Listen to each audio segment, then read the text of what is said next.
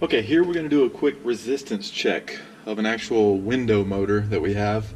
We think it's failed, so one easy way to check a lot of electrical devices is just check for resistance, or something that's closely related to resistance is continuity. So I'm going to take my meter, make sure it's set to the right scale. I've got it set to the ohms symbol here, you can see. I've set it on the 200 scale. I'm not 100% sure what resistance I'm going to have on this motor, so I'm going to start with the low scale.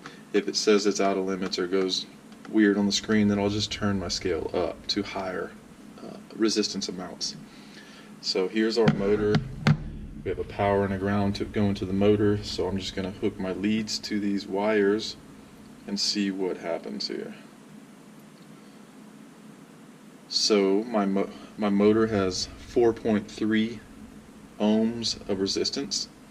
So that tells me that electricity is able to flow in one wire through all the windings of the motor and back out the other wire. So that tells me that this motor has a continuous circuit. So like I said, closely related to resistance is continuity, which is this next setting right here.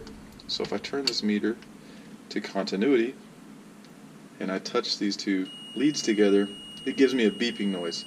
So what's happening is it's putting out a small amount of voltage out of one of these leads, and it's seeing it on the other lead.